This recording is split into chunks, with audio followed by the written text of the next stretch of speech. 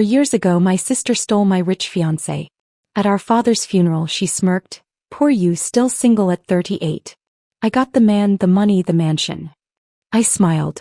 "Have you met my husband?" I called him over. Her smile vanished, her hands trembled. She recognized him instantly, and froze. "Poor you, still single at 38. I got the man, the money, and the mansion."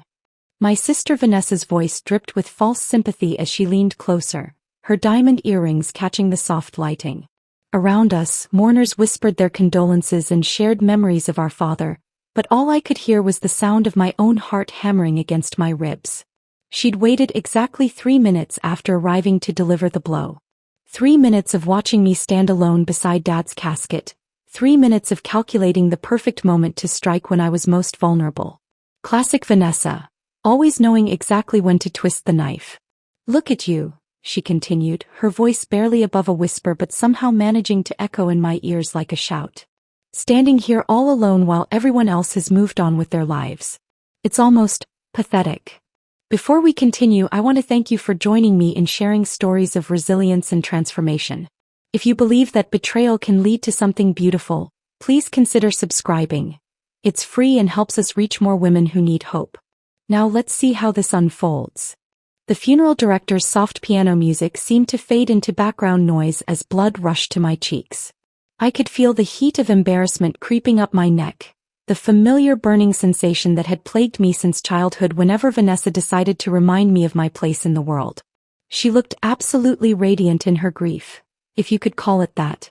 Her black Chanel dress hugged her curves perfectly, her platinum blonde hair cascaded in professional waves that had probably taken hours to achieve, and her makeup was flawless despite the tears she'd been shedding for our father's business associates.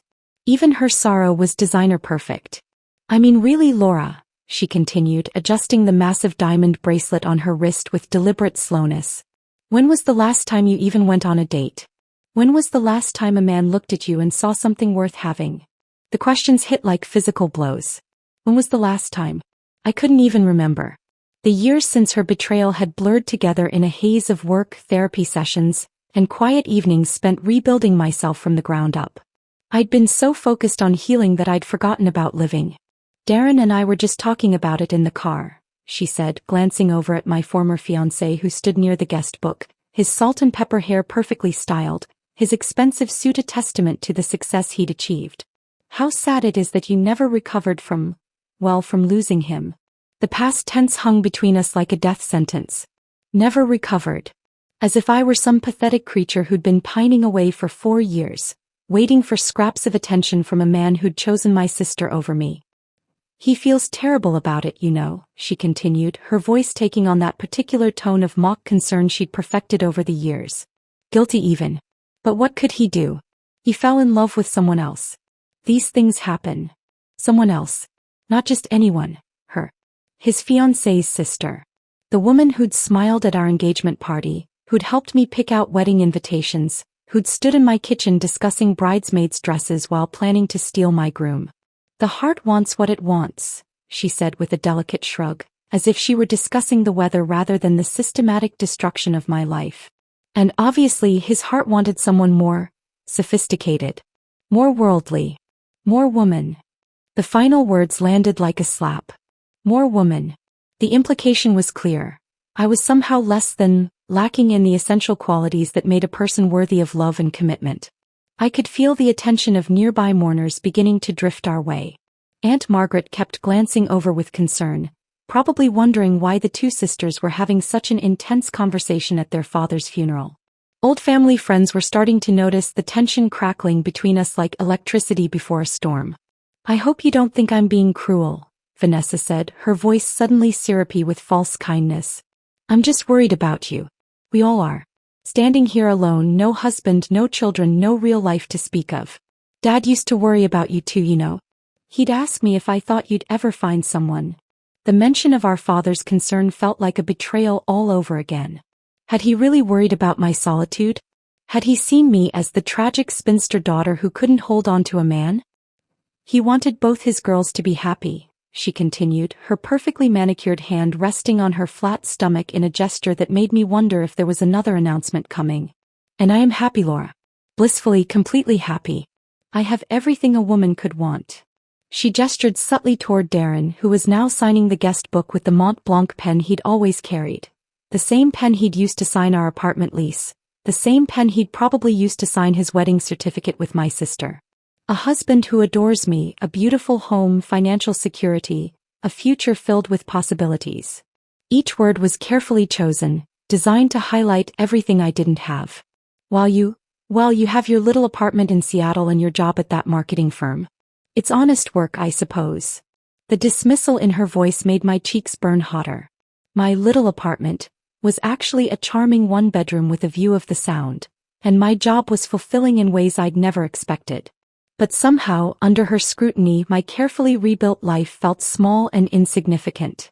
I just don't understand how you can be content with so little, she said, tilting her head with genuine seeming confusion. Don't you want more? Don't you want what I have? The question hung in the air like a challenge. Did I want what she had? The cheating husband, the marriage built on betrayal, the constant need to prove her worth through material possessions? I mean, look at us, she continued, gesturing between her designer ensemble and my simple black dress. Look at where we are in life. I'm living my dreams while you're... what? Existing? Surviving. The words cut deep because they touched on my greatest fear, that I'd become so focused on healing that I'd forgotten how to truly live. That I'd let her betrayal turn me into exactly what she was describing, a woman who existed rather than thrived. But don't worry, she said, her voice taking on that patronizing tone that made my skin crawl. I'm sure someday you'll find someone. Maybe not someone like Darren, obviously, but someone appropriate. Someone who doesn't mind that you're a little damaged. Damaged. The word hit like a physical blow, echoing in my head with the force of absolute truth. Is that what I was?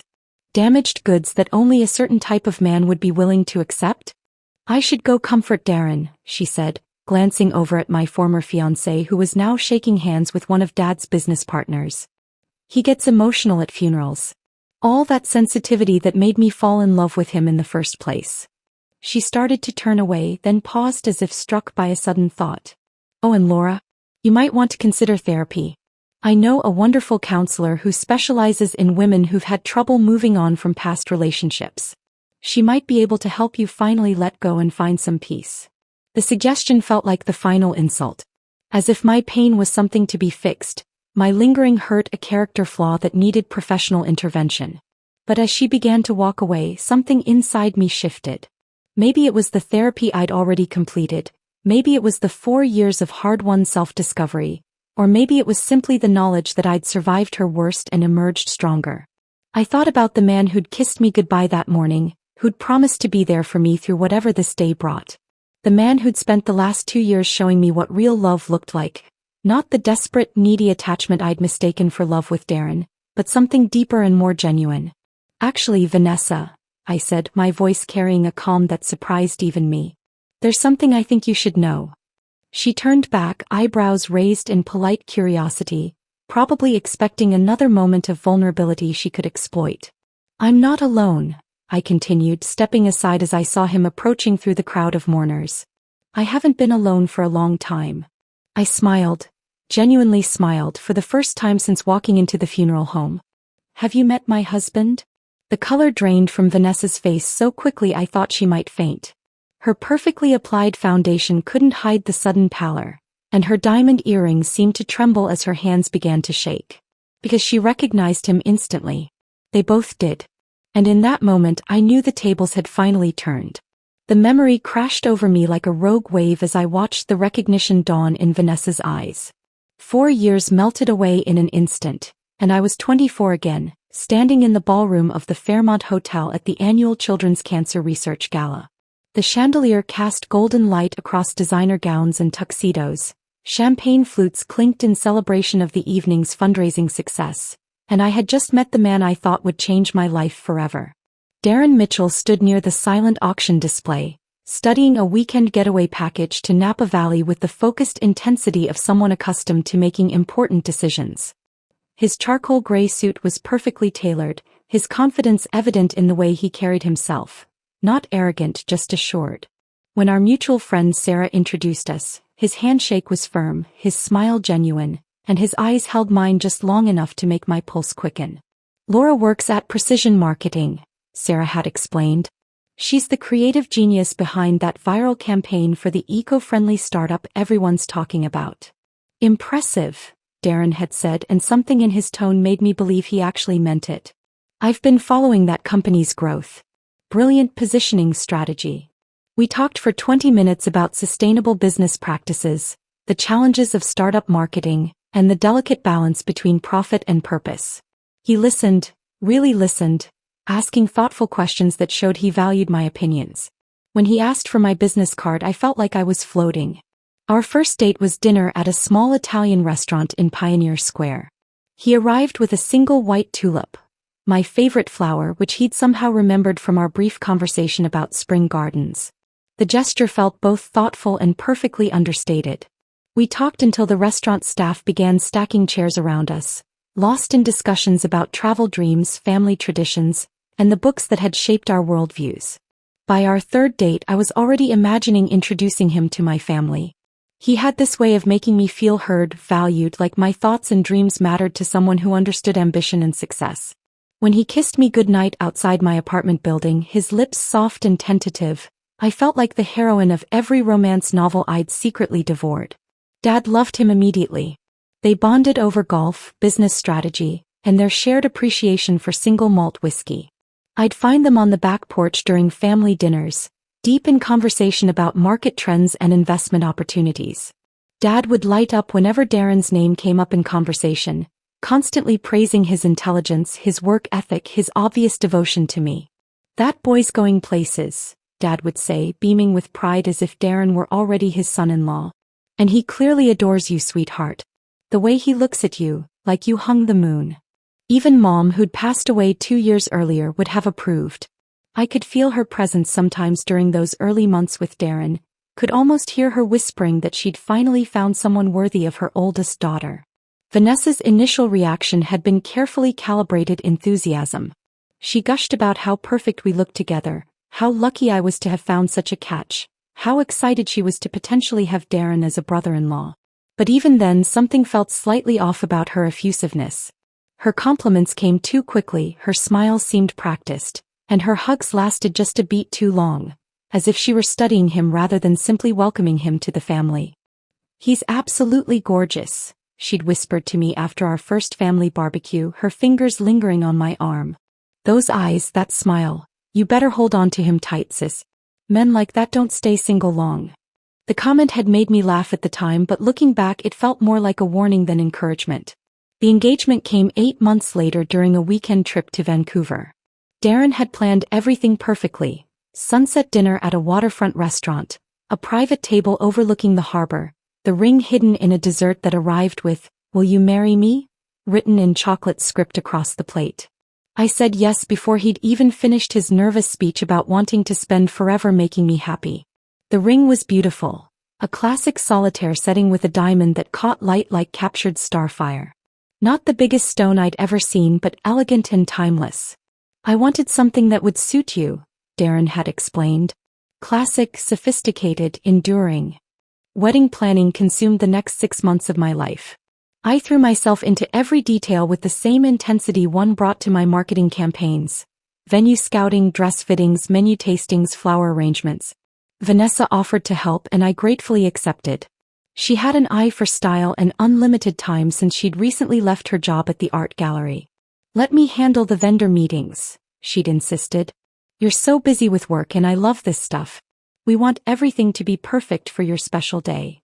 Her dedication seemed touching at first. She attended cake tastings when I couldn't leave the office, met with photographers to review portfolios, even helped coordinate with Darren's groomsmen about tuxedo fittings. I felt lucky to have such a supportive sister, someone who cared enough about my happiness to invest so much time and energy in making my wedding dreams come true. But gradually, small cracks began to appear in my perfect life. Darren started working later, missing dinners we'd planned, arriving at my apartment with apologies and explanations about difficult clients and project deadlines. His phone buzzed constantly during our time together, texts and calls that he'd answer with quick, whispered conversations in the hallway or bathroom. "Sorry, babe," he'd say, returning with a distracted kiss on my forehead. Crisis at the office. You know how it is. I did know how it was. I worked in a demanding field too. But something about his explanations felt rehearsed, like lines he'd practiced in advance. Then there was the perfume. Subtle at first, just a hint of something floral and expensive clinging to his shirts when I picked up his dry cleaning. Not my scent. I'd always preferred clean, simple fragrances like vanilla or lavender. This was more sophisticated, more complex. Gardenias and jasmine with undertones of something darker, more sensual. Must be from a client meeting, he'd explained when I mentioned it. You know how some women go overboard with perfume in professional settings. The explanation made sense, but the scent appeared more frequently. On his jacket after late meetings, on his car seats, even once on his pillow when I stayed over at his apartment. Each time he had a reasonable explanation. A female colleague who rode in his car, a client dinner at a restaurant where the hostess had been over-perfumed, a hotel room that hadn't been properly aired out between guests. Meanwhile, Vanessa was becoming increasingly involved in our relationship. She'd drop by Darren's office with coffee and pastries, claiming she was in the neighborhood, after meeting with wedding vendors. She'd text him directly about ceremony details instead of going through me, explaining that she didn't want to bother me during busy workdays. "Your sister is amazing," Darren would say after these encounters. "So thoughtful, so organized. You're lucky to have someone who cares so much about making your day perfect." I should have been grateful. Instead, I felt oddly displaced, like I was watching my own wedding being planned from the outside. Vanessa knew details about our flowers that I hadn't approved, had opinions about our menu choices that somehow carried more weight than mine, and spoke about our vision, as if she were the bride instead of the helpful sister. The breaking point came on a Thursday evening in March. I'd left work early with a splitting headache and decided to surprise Darren with dinner from his favorite Thai restaurant. His assistant had mentioned he was working late on a proposal, so I figured he could use the sustenance and company. The building directory in his office lobby listed his company on the 14th floor. I took the elevator up, balancing takeout containers in my purse, mentally rehearsing the surprised smile I'd give when he looked up from his computer. The hallway was dimly lit, most offices already empty for the evening.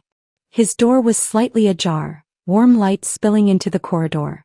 I could hear voices inside, his familiar baritone and another voice that made my blood run cold with recognition. "We can't keep doing this," Darren was saying, his voice heavy with an emotion I'd never heard from him before. "She's going to find out." "Not if we're careful," came the reply in Vanessa's unmistakable whisper. "The wedding's only 2 months away. After that we can figure out how to." I pushed the door open without thinking, my hands moving of their own accord. The takeout containers hit the floor with a crash of spilled curry and broken styrofoam, but I barely noticed the mess spreading across the expensive carpet. They were wrapped around each other on his leather couch, her dress half unbuttoned, his shirt completely gone. 4 months of wedding planning, 8 months of what I'd thought was love, and 2 years of believing I'd finally found my happily ever after. All of it crumbled to ash in the space between one heartbeat and the next. They sprang apart like guilty teenagers, Vanessa's face flushed with shame and something else. Triumph, maybe, or relief at finally being caught. "Laura," Darren started, reaching for his shirt with shaking hands. "This isn't, we didn't mean for." But I was already backing toward the door, my engagement ring sliding off my finger before conscious thought could stop the motion. It hit his desk with a tiny crystalline sound that somehow seemed louder than my breaking heart. I ran. The sound of my car door slamming echoed through the empty parking garage beneath my new apartment building in Seattle's Capitol Hill neighborhood. Everything I owned in the world sat crammed into my Honda Civic. 3 suitcases, a box of books, my laptop, and a pathetic collection of kitchen essentials I'd grabbed during my 15-minute escape from the life I'd built with Darren.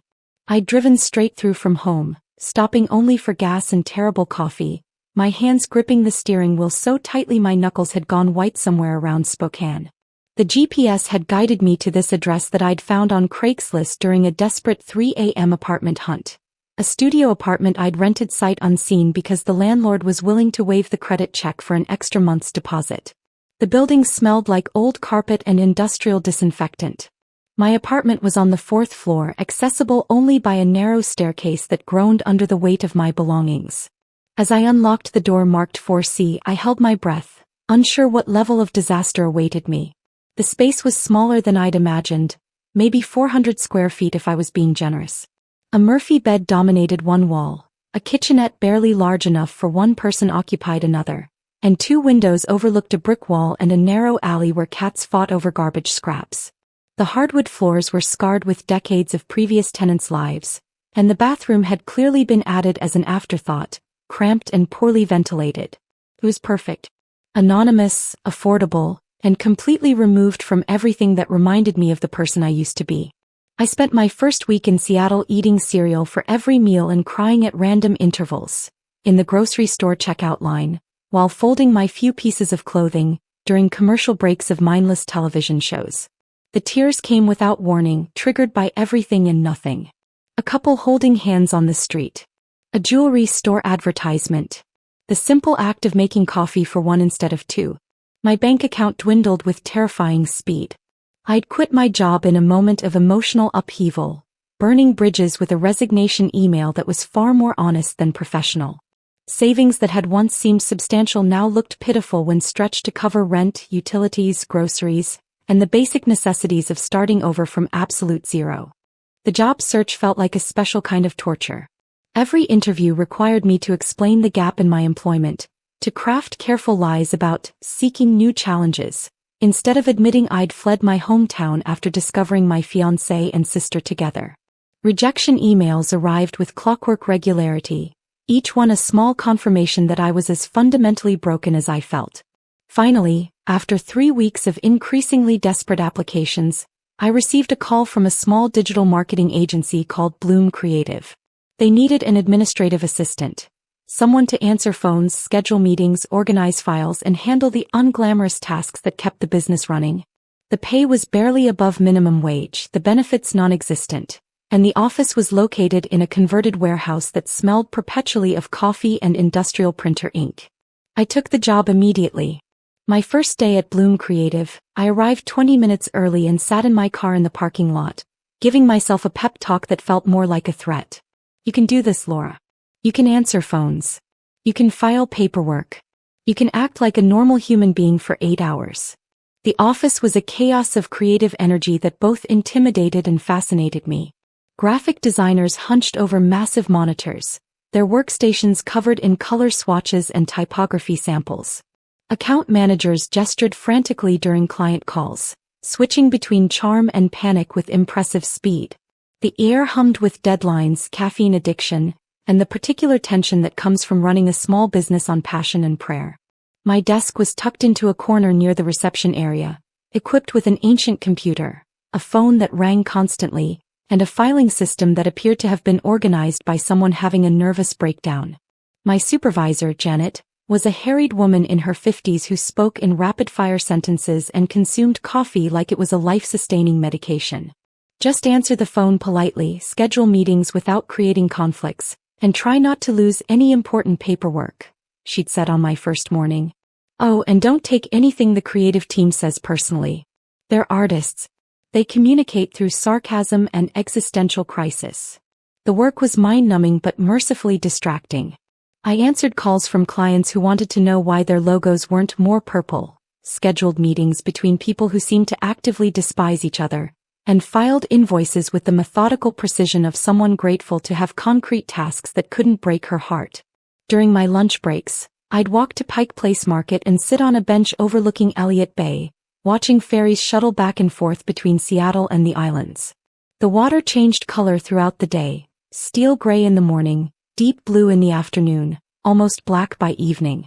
I'd eat sandwiches from a corner deli and try to imagine what kind of person I might become in this new place. After 2 months of barely surviving, Janet pulled me aside after work one Friday. "You seem competent," she said, which I'd learned was high praise coming from her. "And you're the first admin we've had who doesn't cry when the designers get cranky. How would you feel about taking on some client coordination responsibilities? It comes with a raise." The additional duties involved managing project timelines, serving as a buffer between creative teams and demanding clients, and occasionally writing emails that required actual thinking rather than just scheduling. For the first time since fleeing home, I felt like my brain was being used for something more complex than basic survival.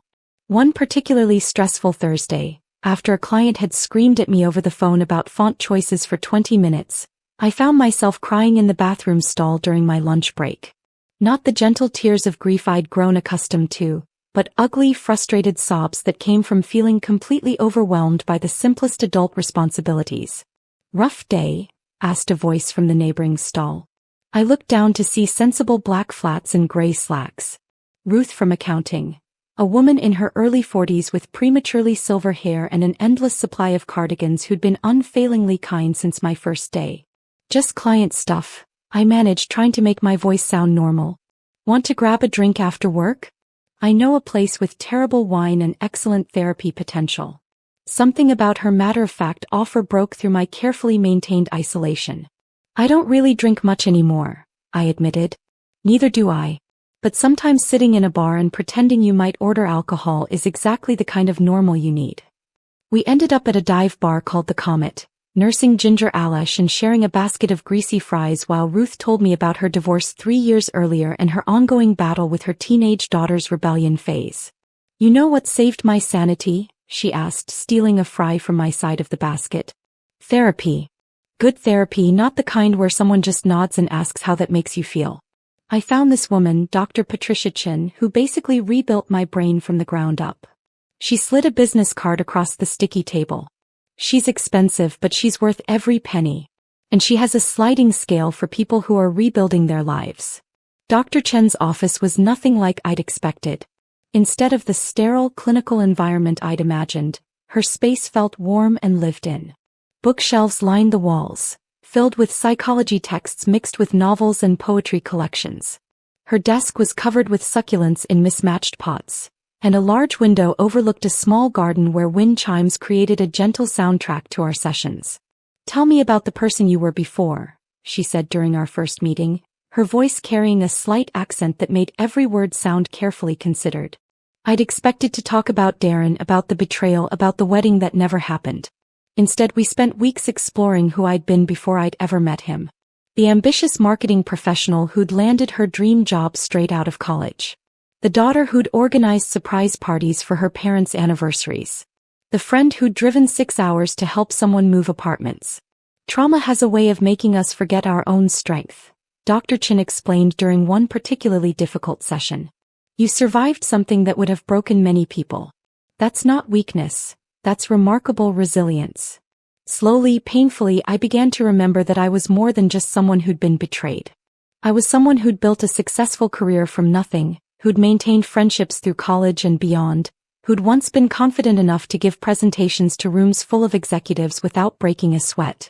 The healing wasn't linear. Some days I felt strong and hopeful, ready to rebuild my life with purpose and intention. Other days, I'd find myself crying over a romantic comedy trailer or avoiding the grocery store because I couldn't bear to see couples shopping together.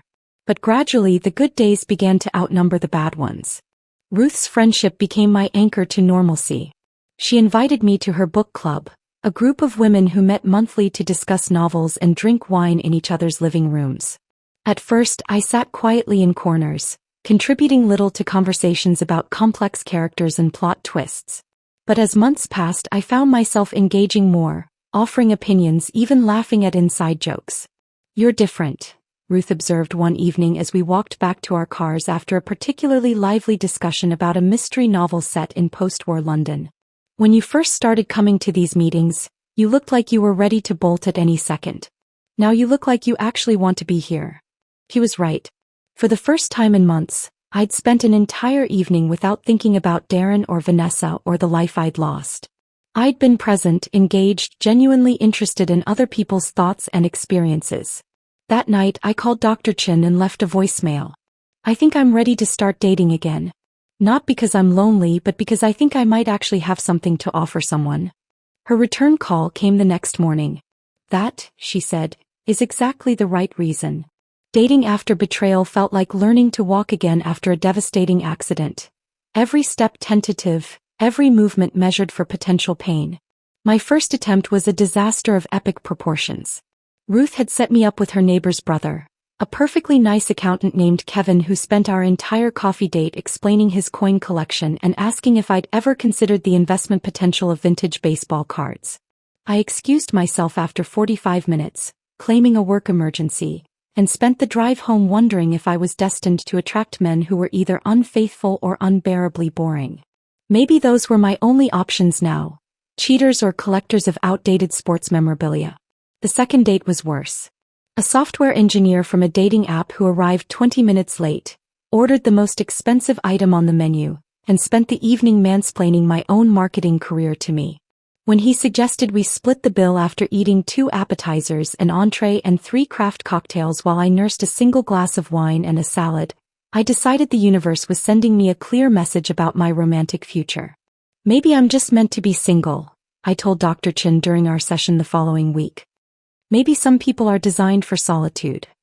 Or maybe, she replied with that knowing smile I'd grown to both love and fear, you're just not meeting the right people in the right circumstances. Sometimes the best connections happen when we're not actively searching for them. She was right, though I wouldn't realize it for another 3 months. Marcus walked into my life on a Tuesday morning in October, carrying a box of promotional materials for a client presentation and wearing a navy blue sweater that brought out the gray in his eyes. He wasn't particularly tall, maybe 5'10", but he moved with a quiet confidence that commanded attention without demanding it. His dark hair was touched with silver at the temples, and when he smiled at Janet while introducing himself, the expression seemed genuine rather than practiced. "This is Laura," Janet said, gesturing toward my desk. "She'll be your point person for the Morrison Hotels project." He turned to me with that same smile, extending his hand in a firm handshake that lasted exactly the appropriate amount of time, long enough to be warm, short enough to remain professional. "Marcus Hamilton," he said. "I'm looking forward to working with you." His voice was deeper than I'd expected, with a slight rasp that suggested either a long-time smoking habit or naturally low vocal cords. When our eyes met, I felt a small flutter of something that might have been attraction, but I pushed it down immediately. Work was work, and I'd learned to keep those boundaries crystal clear. Marcus owned a boutique consulting firm that specialized in hospitality industry marketing, restaurants, hotels, tourism boards. His approach was methodical and thorough, unlike many of our clients who changed their minds every few days and expected us to read their thoughts about color schemes and font preferences. Our first meeting lasted 2 hours. While most clients spent project kickoffs talking about themselves and their revolutionary vision for disrupting their industry, Marcus asked questions about our process, our timeline, our previous experience with similar brands. He took notes in a leather-bound notebook, writing with an expensive pen that he handled like a precision instrument. "What do you think makes a hospitality brand memorable?" he asked me directly while Janet was distracted by a phone call. The question caught me off guard. Most clients treated me like a glorified secretary whose opinion on actual strategy was neither wanted nor valued. "Consistency," I said after a moment's thought. "Not just in visual identity but in experience. The best hotel brands make you feel the same way whether you're in New York or Nashville. They understand that luxury isn't about thread count. It's about feeling understood." He nodded slowly, making another note. "That's exactly right. Most people think hospitality marketing is about amenities and location. But it's really about emotional connection." Over the following weeks, Marcus became my favorite client to work with. He responded to emails promptly, provided feedback that was specific and actionable, and never once raised his voice or questioned my competence when project details needed adjustment. When our designer quit unexpectedly in the middle of his campaign, leaving us scrambling to meet deadlines, Marcus simply asked what he could do to help rather than threatening to take his business elsewhere. "I could reach out to some freelancers I've worked with before," he offered during an emergency meeting. "No obligation to use them, but it might give you some options while you're interviewing replacements." The freelancer he recommended ended up being exactly what we needed: talented, reliable, and available immediately. When I thanked Marcus for the referral, he shrugged as if helping solve our staffing crisis was the most natural thing in the world. "Good people should support each other," he said simply. Our professional relationship began shifting into something more personal during the final weeks of his project. He started arriving a few minutes early for meetings, lingering afterward to chat about everything except work. I learned he'd grown up in Portland, studied business at Northwestern, and moved to Seattle 5 years earlier to be closer to his aging mother.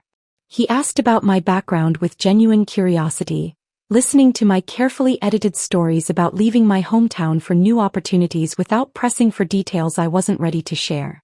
"You seem like someone who's lived through interesting times," he said one afternoon as we walked to his car after a particularly productive strategy session. "Interesting is one way to put it," I replied, surprised by how much I wanted to tell him the whole truth. "The best people usually have complicated stories," he said, unlocking his car, a practical Honda that was impeccably clean inside and out. "Simple backgrounds tend to produce boring personalities." When his project officially concluded, I felt an unexpected pang of disappointment. Our meetings had become the highlight of my work week, small islands of intelligent conversation and genuine respect in an ocean of difficult clients and impossible deadlines. "I hope we'll work together again soon," I said as we shook hands in the lobby after our final presentation. "Actually," Marcus said, his voice carrying a note of uncertainty I'd never heard from him before, "I was wondering if you'd like to have dinner sometime. Not work-related. Just dinner." The invitation hung between us like a bridge I wasn't sure I was brave enough to cross. He must have seen the hesitation in my eyes because he quickly added, "No pressure. I just thought it might be nice to continue our conversations without project deadlines hanging over us." "I'd like that," I heard myself saying before my anxious brain could construct a list of reasons to decline. Our first non-work dinner was at a small French bistro in Fremont. Marcus had chosen the restaurant carefully, intimate enough for real conversation but public enough to feel safe. He arrived with a single white tulip just like Darren had on our first date, but somehow the gesture felt completely different. Where Darren's flower had felt calculated, designed to impress, Marcus's tulip seemed thoughtful and understated. "I remembered you mentioned these were your favorites," he said, looking almost embarrassed by his own romanticism. We talked for 3 hours, the conversation flowing naturally from travel dreams to family memories to books we'd loved and movies that had disappointed us. Marcus was funny in an unexpected way, his humor dry and observational rather than attention-seeking. He made me laugh until my cheeks hurt, something I hadn't done in longer than I cared to calculate. When he walked me to my car, I found myself hoping he'd ask me out again before I'd even driven away. He did 3 days later with a text message that was perfectly Marcus, direct but warm. "Would you like to try that new Thai place downtown Saturday night? I promise not to order anything too spicy if you promise to tell me more about your book club's latest dramatic selection." Our second date led to a third, then a fourth. Slowly, carefully, we began building something that felt both exciting and safe. Marcus never pushed for information about my past, never pressured me to move faster than I was comfortable with, never made assumptions about what I wanted or needed. He simply showed up, consistently and reliably, offering companionship without conditions. 3 months into dating, during a quiet dinner at his apartment, Marcus poured himself a second glass of wine and said, "There's something I should probably tell you about my work history." My stomach clenched automatically.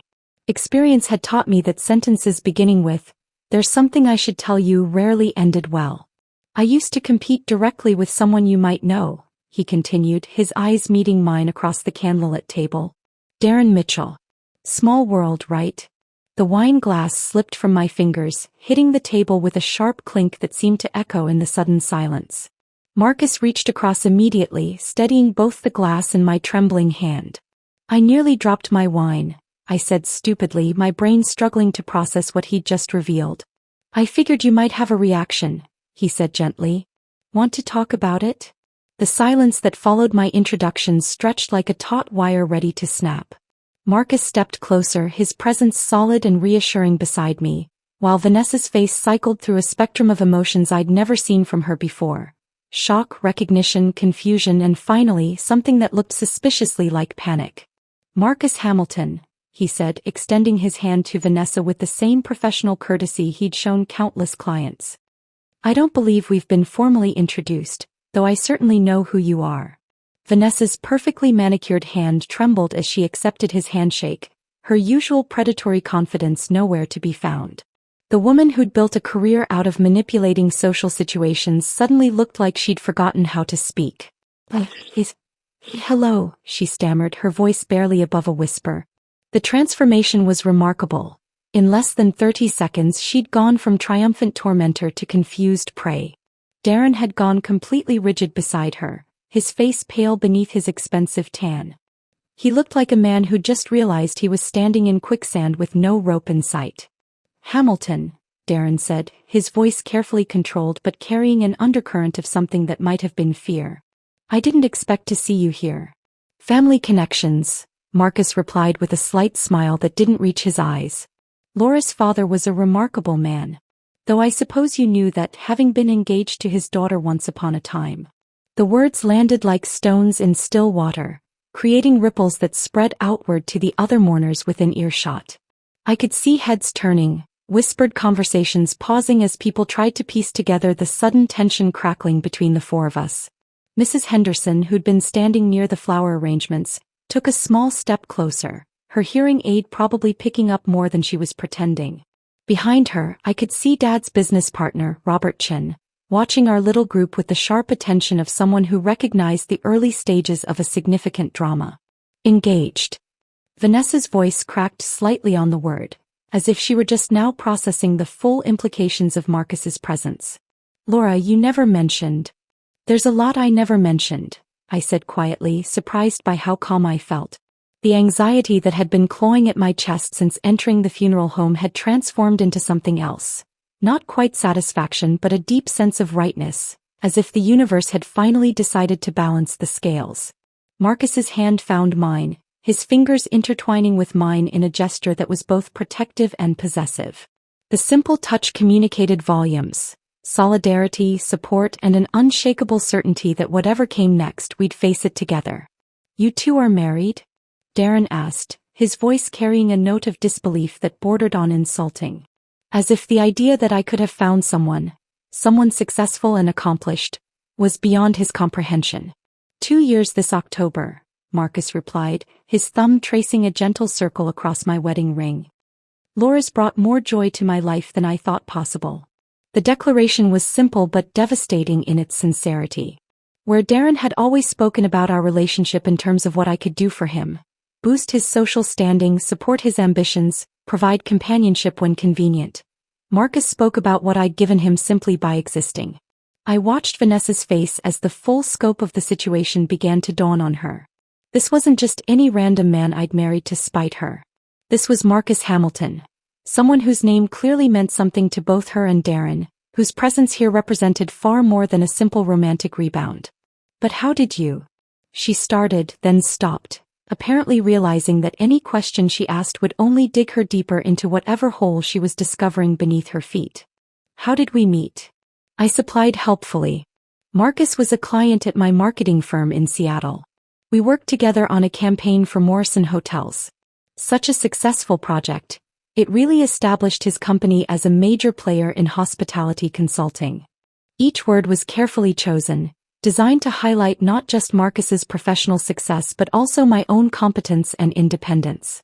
The woman standing here wasn't the broken, abandoned creature Vanessa had expected to find. I'd built a career, a life, a marriage, all without her permission or oversight. Robert Chin had moved closer now, no longer pretending not to eavesdrop. His eyes held a glimmer of recognition that made Darren shift uncomfortably. "Hamilton," Robert said, stepping into our circle with the confidence of someone who'd just connected important dots. "Weren't you the one who landed the Pacific Northwest Tourism Board contract? Quite the coup from what I heard. Especially considering the competition." Marcus nodded modestly. "We were fortunate to present the strongest proposal." "Strongest proposal," Darren repeated, his voice tight with barely controlled frustration. "Is that what you're calling it?" "I'm calling it good business," Marcus replied, his tone remaining perfectly level. "Though I understand your perspective might be different." The exchange was subtle enough that casual observers might miss its significance, but I could see the understanding dawning on several faces around us. Whatever had happened between Marcus and Darren in their professional lives, it hadn't ended well for Darren. "You underbid us by 30%, Darren said, abandoning any pretense of funeral propriety. "That's not strategy, that's desperation." "I provided better value," Marcus corrected gently. "There's a difference." The client certainly seemed to think so, considering they've retained our services for 3 additional projects since then. Vanessa's eyes darted between the two men like she was watching a tennis match, her usual social sophistication completely abandoned. She looked lost, confused, like someone who'd walked into a movie halfway through and couldn't follow the plot. "I don't understand," she said finally, her voice small and uncertain. "How long have you two known each other?" "Professionally? About 6 years," Marcus said. "Though we've only worked in direct competition twice. Both times were illuminating." Mrs. Henderson had given up all pretense of not listening and was now openly staring at our group. Behind her, I could see other mourners beginning to cluster closer, drawn by the unmistakable energy of family drama unfolding in real time.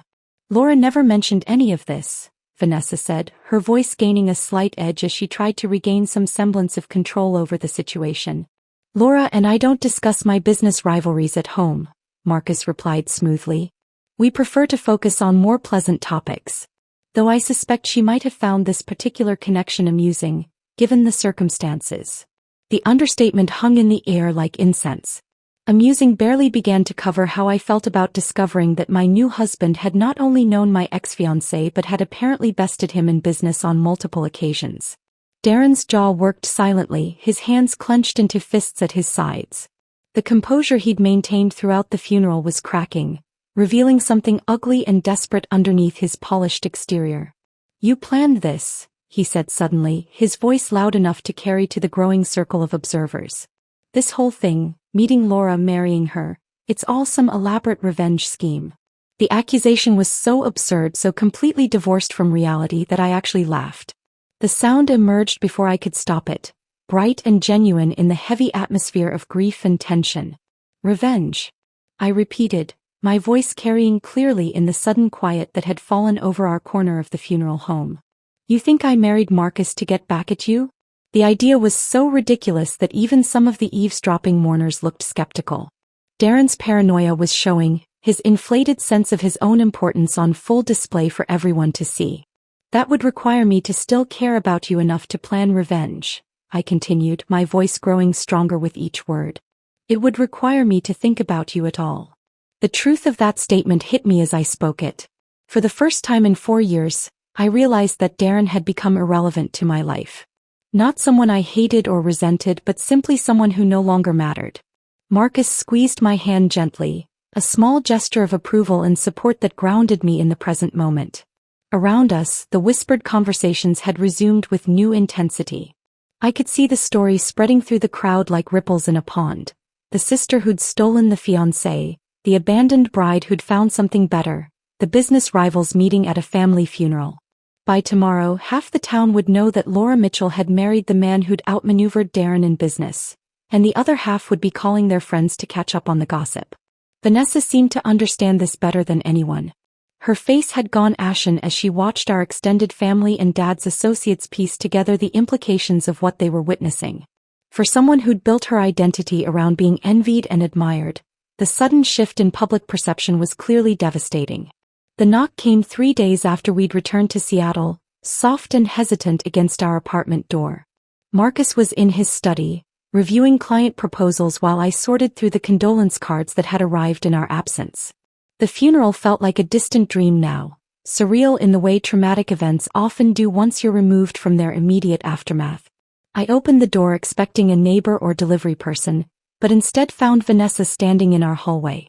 The transformation was so complete that for a moment I didn't recognize her.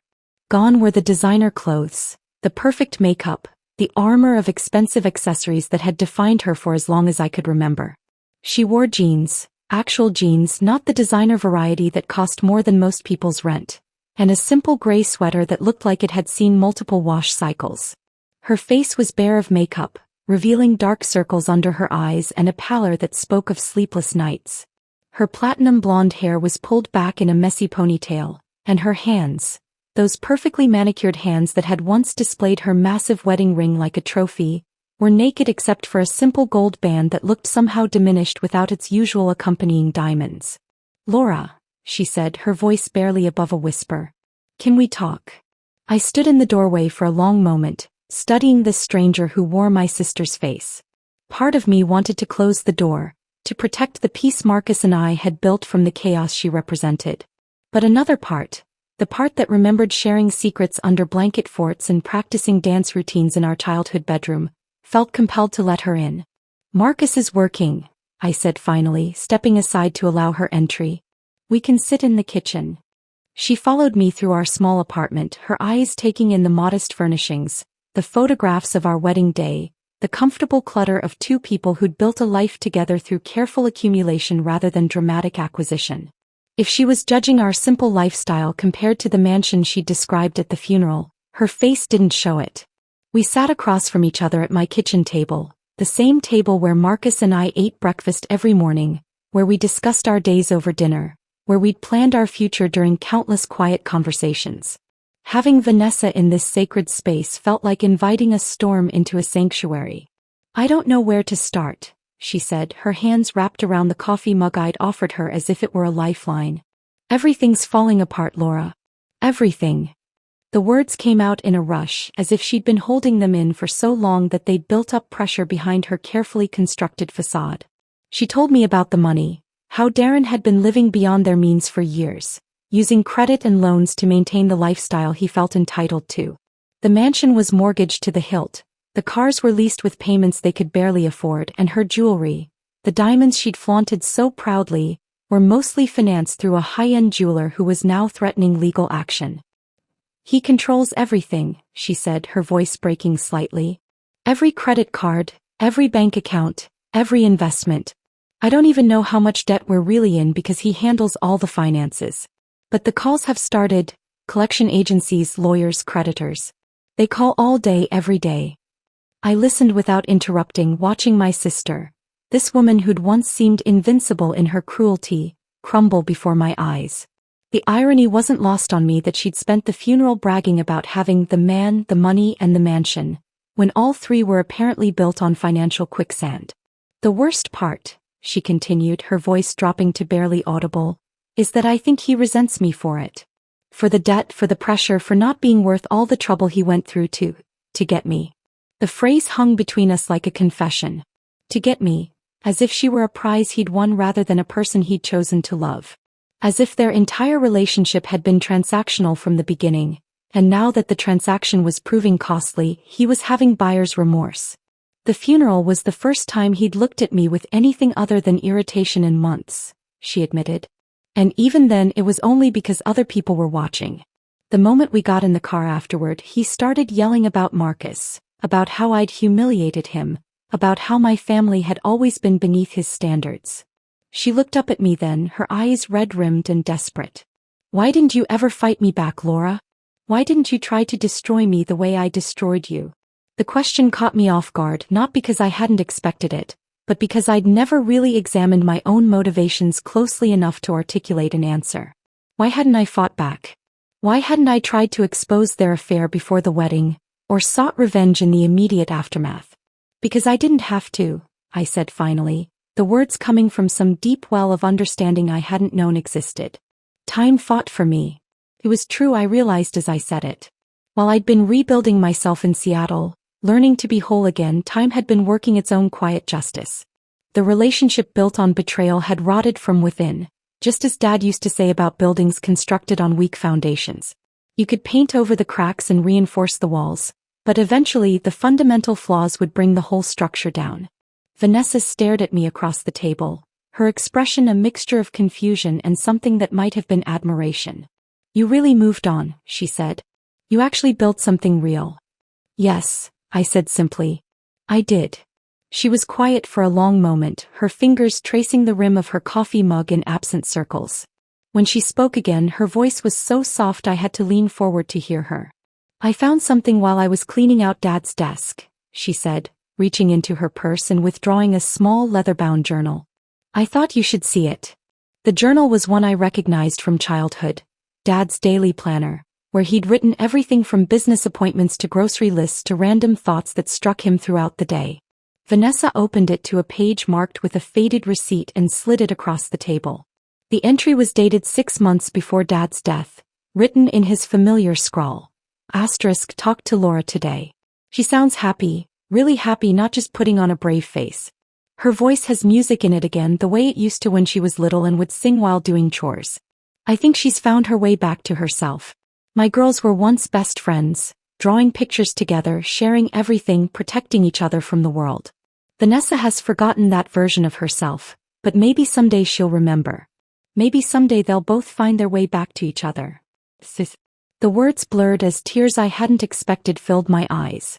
Dad had seen through all of it. My careful cheerfulness during our phone calls, Vanessa's hollow victory, the fundamental sadness that had colored our family dynamics since the betrayal. But he'd also seen hope, possibility, the chance for healing that I'd never even considered. He never stopped believing we could fix this, Vanessa whispered, her own tears falling freely now. Even after everything I did, everything I destroyed, he still thought. She couldn't finish the sentence, but she didn't need to. Dad had seen something in both of us that we'd lost sight of.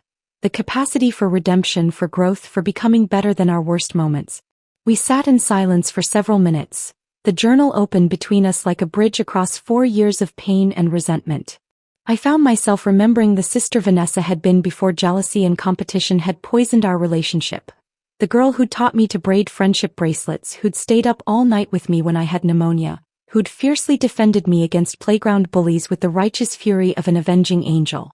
I don't expect forgiveness, Vanessa said finally, closing the journal and sliding it back toward me. I don't deserve it, and I'm not even sure I know how to earn it. I just wanted you to know that I understand now. What I took from you wasn't just a man or a wedding.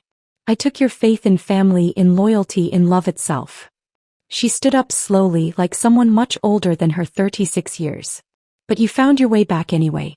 You found something real with Marcus, something I don't think I've ever had. That takes courage I never possessed. I walked her to the door, my heart heavy with emotions I couldn't name. This wasn't the dramatic confrontation I'd imagined for years. The moment where I'd finally unleash all my accumulated hurt and rage. Instead, it felt like watching someone I'd once loved very much finally understand the true cost of their choices. Vanessa, I called as she reached for the door handle. She turned back, hope flickering briefly in her exhausted eyes. You didn't ruin my life, I said, surprised by the calm certainty in my own voice. You shattered it completely. But you also gave me the chance to build something better from the pieces. Something that was actually mine. She nodded, a small smile ghosting across her lips, the first genuine expression I'd seen from her since childhood. Take care of yourself, I added. Really take care of yourself. After she left, I sat alone with Dad's journal, reading his words over and over until Marcus found me there an hour later. I told him about the visit, about the debt, about the quiet devastation of a life built on lies finally collapsing under its own weight. Do you feel vindicated? He asked, pulling me into his arms. I considered the question seriously. Did I feel vindicated? Satisfied? Triumphant? No, I said finally. I feel sad. But also, free. And for the first time in 4 years, that was enough. If this story of quiet triumph had you on the edge of your seat, hit that like button right now. My favorite part was when Laura introduced Marcus and watched Vanessa's face turn to stone, realizing who he was. What was your favorite moment? Drop it in the comments below. Don't miss more empowering stories like this. Subscribe and hit that notification bell so you never miss an upload.